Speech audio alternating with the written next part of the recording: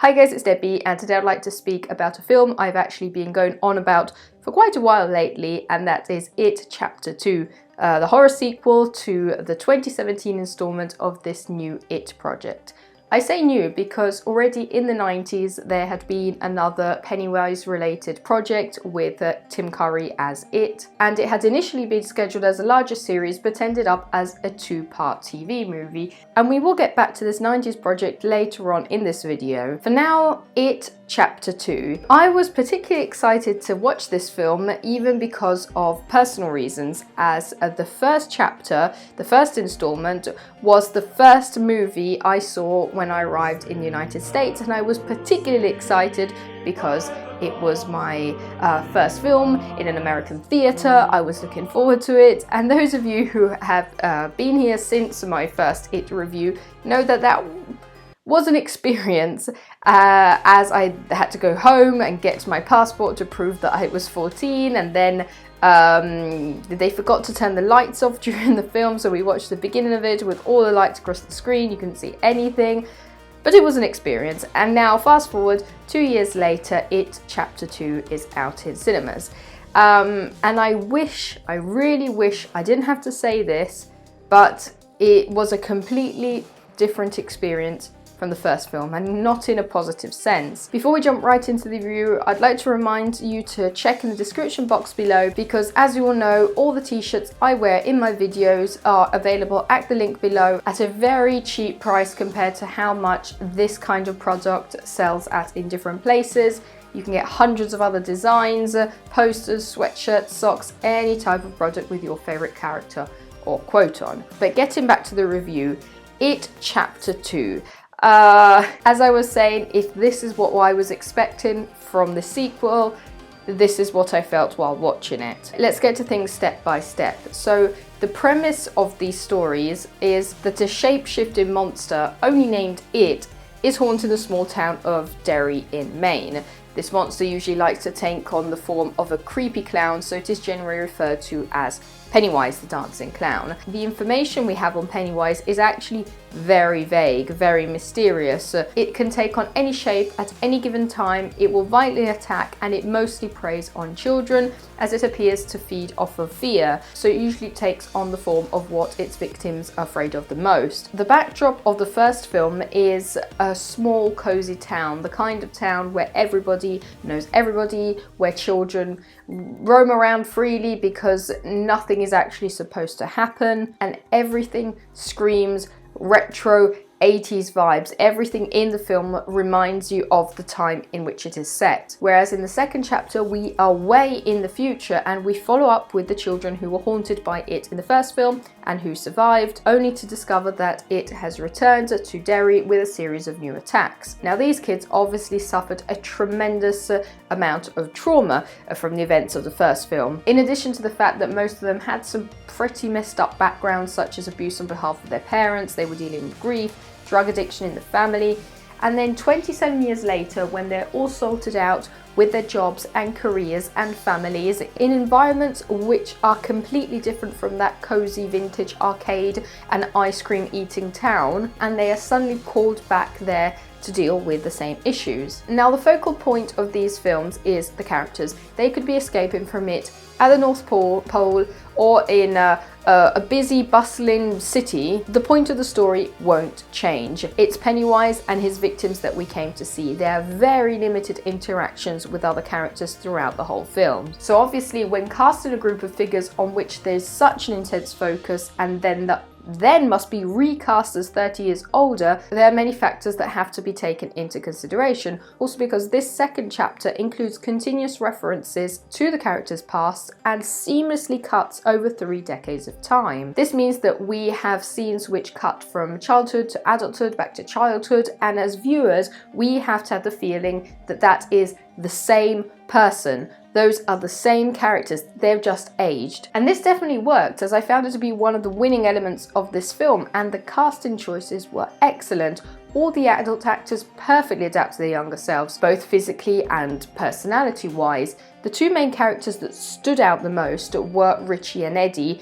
the more chaotic ones, the ones that always stood out in the group. Eddie used to live with an overprotective mother, something which led him to grow up as this excessively worried character that would always overthink and over-prepare for everything, whereas Richie is the guy that never really had a plan and always just tries to find the funny side of life. These two characters, in my opinion, were fantastically portrayed as adults as well as children. They were my favourite on screen, along with James McAvoy's Bill. It really felt as if we were just looking at an older version of the characters, and there never was the feeling that these people weren't genuinely a group of old friends. I think this gave the film an extra layer of authenticity, something which I also appreciated with the first film. We also got to more insights into the life of the members of the Losers Club, their interactions with it, more about their backgrounds, another element which I really appreciated. The one character that I found very underwhelming and from which I was expecting way more was Beverly, this time portrayed by Jessica Chastain. I love Beverly. She is one of the characters who has suffered the most, aside from her adventures with Pennywise. She has a personality which stands out, a little like Richie's, but this time she just appears to be running around in the background, only catching up to a scene when the characters have already completed whatever they were doing. She just appears to scream at whatever has happened to them. And I was sad about this because I really like her character, and I also think Jessica Chastain is a great actress. Now, speaking of disappointments, here comes the part of the video I was hoping I would never have to make. And again, that is, if I was expecting this much from the film, this is what I experienced. I think that the first reason for which my viewing experience was nowhere even close to the first film was that it took way too long to catch up with everything. Now, I know this film comes 2 years after the release of the first one, and I know that many people probably even didn't see the first one, but this is not a sequel to Inception. We are not catching up after 2 or 3 Lord of the Rings movies. And when I say it took a long time, I mean that half of the film was taken up by actually reintroducing the characters, re-explaining who it is, getting them to go. It took way too long, and this ruined the experience compared to the first film, which just went straight into creepy, messed up, weird mode, because that is the point of Pennywise. He will attack randomly. He has no morals. It can't be comparable to anything on planet Earth. It would just appear straight out of the blue with these jump scares with frightening creatures. There's no reason into it. Whereas in Chapter 2, one of the largest portions of the film is a sequence that focuses on the different characters, and each scene plays out in the same identical way, to the point that you could nearly pinpoint the exact moment in which Pennywise is going to speak or he is going to appear behind something. And even it itself didn't feel as frightening as the first time around. I know that the characters are now adults and theoretically they should be less impressionable, but a lot of the time the monsters it appeared as were more frightening just because of the jump scares themselves. Remember in the first chapter some scenes such as Bill walking into his basement full of water and finding his little dead brother creepily talking to him, or when the characters were looking at photos projected on a wall and the machine suddenly broke down with Pennywise appearing in thousands of tiny frames, the room full of clowns, the bathroom scene with Beverly. Whereas with Chapter 2, it felt like we really jumped as soon as the monster came out, but then we just watched what it had to do. We weren't really surprised after that. There was also a really interesting secondary storyline, which when it first started, I was absolutely amazed. I absolutely loved it. I will not say who it is about to not spoil anything about the plot, but as soon as it started, I couldn't believe it. And just as I loved the whole intro of the film, but then it went down this path of a more comedic zombie style story, which is great, but for a completely different type of work. The first It chapter contained a lot of humour, mostly because of the close relationships between the various characters, the anarchic, humour-filled personality of some of the characters. So there were a lot of straightforward, funny scenes. But Chapter 2 went down this Cornetto trilogy dark comedy style, which I love by the way, but not for a Pennywise film. This comedic effect was even underlined by other scenes such as people pulling out knives from stab wounds as if they were on a Rambo set.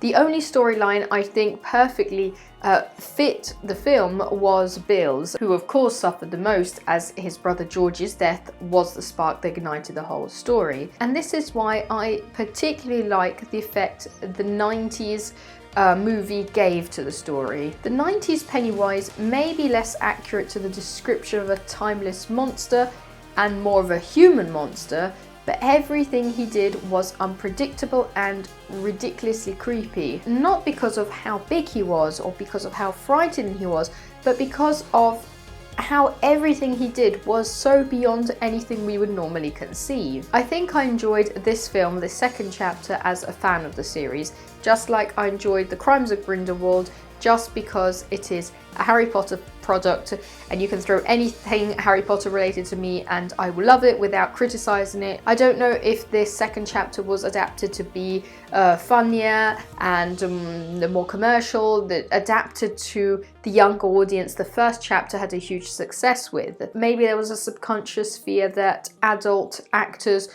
would not sell as much with that audience as the younger ones, and so they tried to make it more relatable to them. Also, the scare factor might be based on the fact that it feeds off of fear, and as the characters progress, we should gradually feel less frightened like the characters, so maybe that's also part of the change. I just kind of felt empty upon leaving the cinema. It wasn't all totally bad, there were still some scenes I really enjoyed, some really messed up scenes in a good cinematic sense, and the beginning of the film was amazing. It really set a good premise for the rest of the story, but then it took an hour to maybe set off, and when it was that moment it didn't. Then another hour passed and it looked like it was going to, and it just didn't. But let me know if you have seen It Chapter 2, what you think about it, if you felt the same way I did, if you absolutely loved it. I want to know everything about it, so make sure to leave a comment down below with your opinion.